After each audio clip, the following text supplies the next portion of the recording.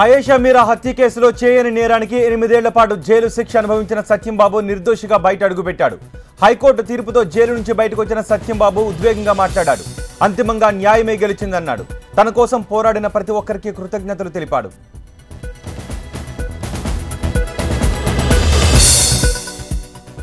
Jail నుంచి బయటకు వచ్చిన తనపై చాలా బాధ్యతలున్నాయన్నాడు సత్యంబాబు. తల్లిని చెల్లిని చూసుకోవాల్సిన బాధ్యత తనపై ఉందన్నాడు. 8 ఏళ్లుగా కోల్పోయిన జీవితాన్ని ఎవరూ తిరిగివ్వలేరని ఆవేదన వ్యక్తం చేశాడు సత్యంబాబు.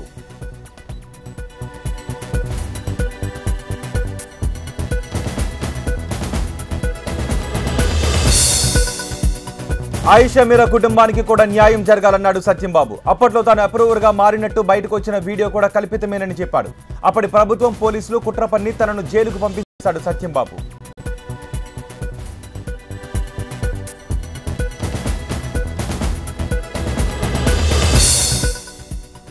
సత్యంబాబు విలువైన జీవితాన్ని కోల్పోయాడన్నారు మాజీ ఎంపీ హర్ష్ కుమార్. ఇప్పటికైనా ప్రభుత్వం సత్యంబాబుకు ప్రభుత్వ ఉద్యోగం ఇచ్చి 50 లక్షల ఎక్స్గ్రేషియా ఇవ్వాలని డిమాండ్ చేశారు ఆయన.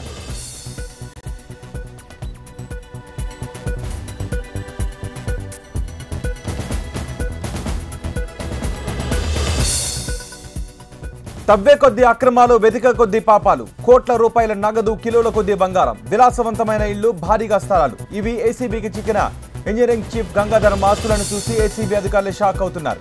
ఇవాళ బ్యాంకుల్లో ఉన్న సీక్రెట్ లాకర్స్ ను కూడా ఓపెన్ చేయనున్నారు.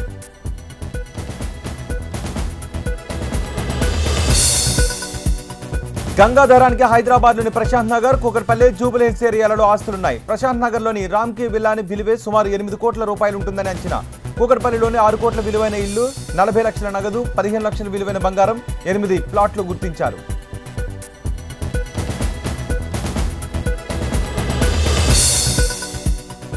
గంగాధరం ఇంట్లో ఏసీబీ అధికారులు తనిఖీ చేసినప్పుడు 11 విదేశీ మద్యం బాటిళ్లు కూడా దొరికాయి. దీంతో అక్రమాస్తుల కేసుతో పాటు ఎక్సైజ్ కేసు కూడా ఆయనపై బుక్ అయింది. ఇక ఆయన ఇంట్లో దాదాపు 52 లక్షల రూపాయల క్యాష్ ను కూడా అధికారులు స్వాధీనం చేసుకున్నారు.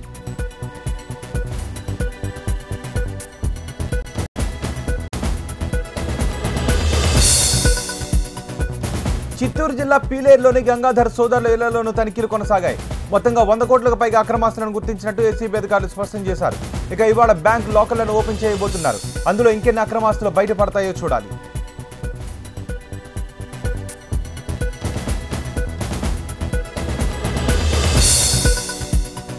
మూవీ ఆర్టిస్ట్ అసోసియేషన్ నూతన కార్యవర్గ ప్రమాణ స్వీకారం ఘనంగా జరిగింది. తెలంగాణ సినిమాటోగ్రఫీ మంత్రి తలసాని శ్రీనివాస్ కొత్త సభ్యుల చేత ప్రమాణ స్వీకారం చేయించారు. మా అధ్యక్షుడిగా శివాజీ రాజా ఏకగ్రీవంగా ఎన్నికయ్యారు. ఈసారి అధ్యక్షుడితో పాటు కార్యవర్గ సభ్యులను కూడా ఏకగ్రీవంగా ఎన్నుకున్నారు.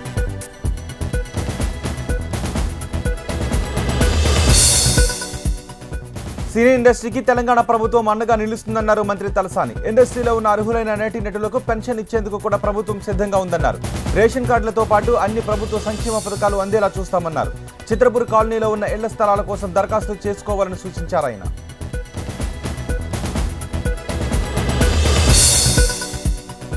తమ ప్రభుత్వంలో కుల మత వివక్షకు ఎలాంటి తావు లేదన్నారు ఆర్థిక మంత్రి ఈటెల రాజేందర్. మందని మండలం ఖానాపూర్లో మధుకర్ మృతిపై విచారణకు ఆదేశించామని కరీంనగర్లో ఏర్పాటు చేసిన మీడియా సమావేశంలో అన్నారు. స్వాతంత్ర్యం వచ్చి ఇన్నేళ్లైనా ఇంకా ఇలాంటి సంఘటనలు జరగడం దురదృష్టకరమన్నారు.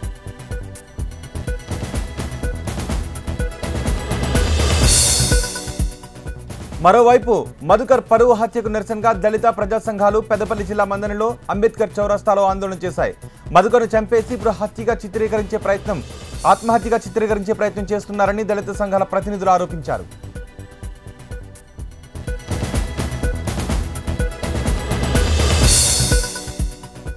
దక్షిణాది రాష్ట్రాల లారీ యజమానులు కార్మికులు చేపట్టిన సమ్మెకు మద్దతుగా నెల్లూరు నగరంలో లారీ యజమానుల సంఘం ఆధ్వర్యంలో నిరసనలు చేపట్టారు. కేంద్ర ప్రభుత్వం పెంచిన థర్డ్ పార్టీ ఇన్సూరెన్స్ ను నిలుపుదల చేయాలని, పెనాల్టీలను రద్దు చేయాలని డిమాండ్ చేశారు.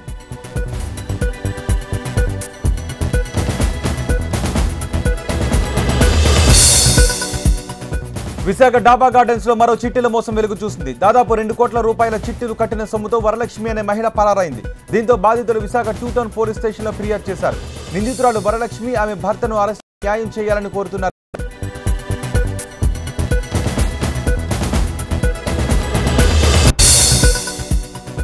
తూర్పుగోదావరి జిల్లాలో దారుణం చోటు చేసుకుంది. అమ్మవారి జాతరకు చందా ఇవ్వలేదనే కారణంతో 15 కుటుంబాలను వెలివేశారు. అమ్మవారి మతం నుంచి మరొక మతాన్ని తీసుకొని జాతరకు చందా ఇవ్వనందున తమను గ్రామం నుంచి బహిష్కరించారంటూ బాధితులు ఆందోళన వ్యక్తం చేస్తున్నారు.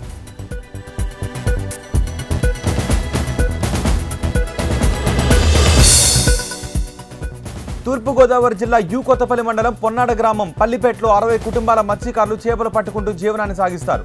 ఆ గ్రామంలో అంతా చందాలు వసూలు చేసి జాతర జరుపుతారు. 15 కుటుంబాలు మరో మతం తీసుకోవడంతో చందా ఇవ్వలేదు. దీంతో ఆ కుటుంబాలను బహిష్కరించారు గ్రామ పెద్దలు.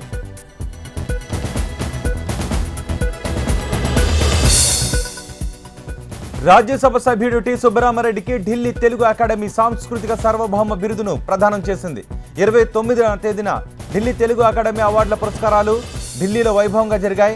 రాజకీయ సినీ ప్రముఖులు ఈ కార్యక్రమంలో పాల్గొన్నారు.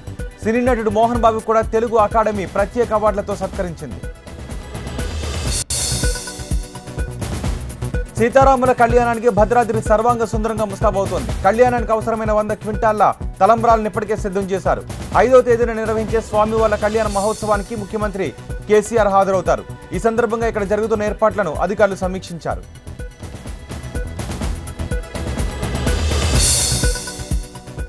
భద్రాద్రిలో ఇప్పటికే చలువ పందులు వేయడం పూర్తయింది. శనివారం ఉత్సవాలకు అంకురార్పణ కూడా చేశారు. 4న ఎదుర్కోలు నిర్వహించి 5న స్వామివారి కళ్యాణోత్సవాన్ని అంగరంగ వైభవంగా నిర్వహించేందుకు అన్ని ఏర్పాట్లు చేశారు. ఇందుకు సంబంధించి 100 క్వింటాల తలంబ్రాలను సిద్ధం చేశారు.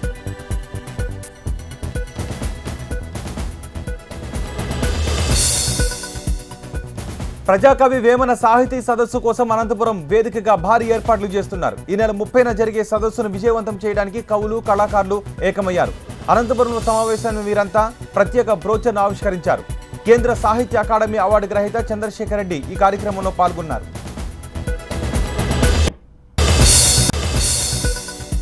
హైదరాబాద్లో రైలు ఢీకొని 2 విద్యార్థులు చనిపోయారు. హైటెక్ సిటీ రైల్వే స్టేషన్ సమీపంలో కైక్లాపూర్ దగ్గర ఈ దుర్ఘటన జరిగింది. పట్టాలపై పడ్డ సర్టిఫికెట్స్ వెతుకుతూ వెళ్తూ ఉండగా ఈ ప్రమాదం జరిగినట్టుగా చెబుతున్నారు. ఈ ఘటనలో మరో 2 విద్యార్థులకు స్వల్ప గాయాలయ్యాయి.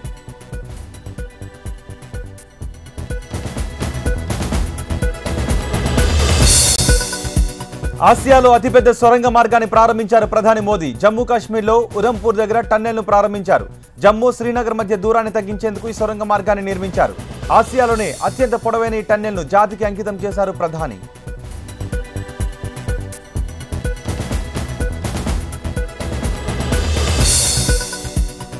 జమ్మూ శ్రీనగర్ హైవేపై ఉధంపూర్ దగ్గర చెన్నై నుంచి నాసిరి వరకు 9.2 కిలోమీటర్ల మేర ఈ టన్నెల్ను నిర్మించారు. ఈ టన్నెల్ ద్వారా 41 కిలోమీటర్ల ప్రయాణం తగ్గుతుంది. 2 కొండల మధ్య ఈ భారీ సొరంగాన్ని నిర్మించారు నేషనల్ హైవే అథారిటీ అధికారులు. వెలుతురు కోసం 2 వైపులా వేలాది లైట్లు ఏర్పాటు చేశారు.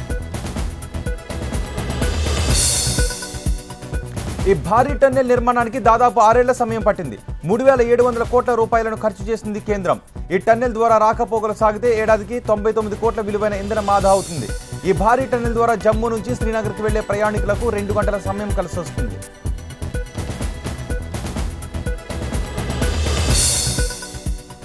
కాశ్మీర్లో నిత్యం ఎదురయ్యే విపత్కర పరిస్థితుల నుంచి వాహనదారులను రక్షించడానికి ఎస్కేప్ టన్నెల్ను కూడా నిర్మించారు. మెయిన్ టన్నెల్, ఎస్కేప్ టన్నెల్ మధ్య ప్రతి 300 మీటర్లకు క్రాస్ పాసేజ్ ఏర్పాటు చేశారు. ఇలా మొత్తం 29 క్రాస్ పాసేజ్లు ఉన్నాయి. వీటి వల్ల ప్రమాద సమయాల్లో చిన్న వాహనాలను ఎలాంటి ఇబ్బంది లేకుండా రక్షించవచ్చు. ప్రధాని మోదీ పర్యటన వేళ జమ్మూ కాశ్మీర్లో ఉగ్రవాదులు చెలరేగిపోయారు. శ్రీనగర్లోని నౌహట ప్రాంతంలో సిఆర్పీఎఫ్ కాన్వాయ్పై గ్రెనేడ్ దాడికి పాల్పడ్డారు. ఈ దాడిలో జవాన్ చనిపోగా 8 మందికి తీవ్ర గాయాలయ్యాయి. ఈ ఘటన తర్వాత కాశ్మీర్లో భద్రతను పెంచారు.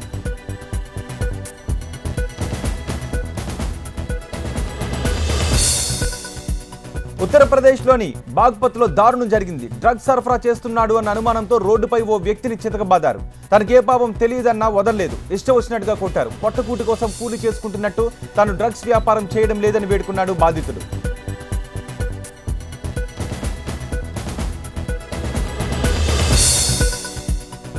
ఎస్ఐతో పాటు కానిస్టేబుల్ కూడా ఈ దాడికి పాల్పడ్డారు. ఈ దృశ్యాలను స్థానికులు సెల్ ఫోన్లో చిత్రీకరించారు. భర్తను అన్యాయంగా అరెస్ట్ చేశారని బాధితుడి భార్య ఉన్నతాధికారులకు ఫిర్యాదు చేశారు.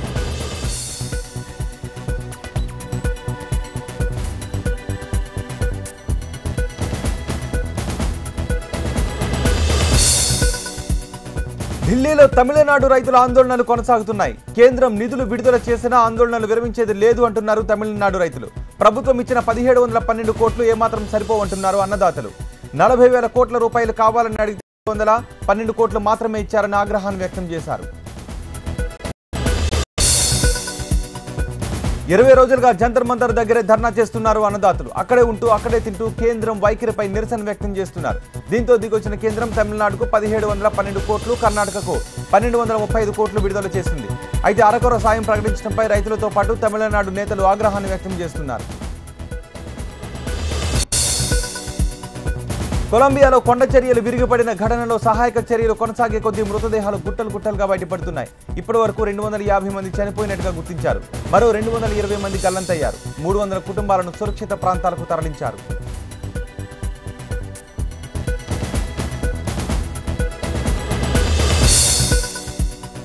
గత కొద్ది రోజుల నుంచి కురుస్తున్న భారీ వర్షాలకు నదులు ఎగిసిపడ్డాయి. దీంతో లోతట్టు ప్రాంతాల్లోని గ్రామాలు, పట్టణాలన్నీ ప్రవాహంలో కొట్టుకుపోయాయి. బిల్డింగ్లు, షాపులు, చివరకు ఎలక్ట్రిక్ సబ్స్టేషన్ల దగ్గర నుంచి అన్ని తుడిచిపెట్టుకుపోయాయి.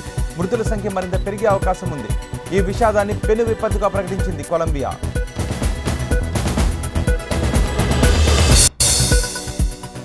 ఫ్రాన్స్ సంబరాలలో పేలుడు కలకలం రేపింది. కార్నివాల్ ముగింపు సూచికగా బోన్ పైన మండిస్తూ ఉండగా పేలుడు జరిగింది. ఈ ఘటనలో సుమారు 18 మందికి గాయాలయ్యాయి. కనీస జాగ్రత్తలు తీసుకోకుండా మంట వేయడంతో ఒక్కసారిగా పేలుడు సంభవించింది.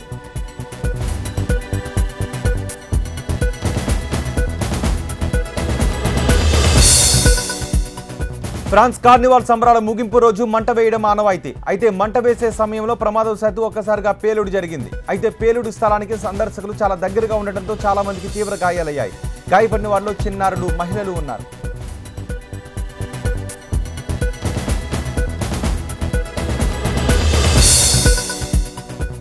దుబాయ్లో భారీ అగ్ని ప్రమాదం జరిగింది. ప్రపంచంలో ఎత్తైన భవనం బుర్జ్ ఖలీఫాకు అత్యంత సమీపంలో ఉన్న ఫౌంటైన్ వ్యూ టవర్స్ లో నిన్న ఒక్కసారిగా మంటలు చెలరేగాయి. 63 అంతస్తుల భవనంలో నిర్మాణపు పనులు ఇంకా కొనసాగుతున్నాయి.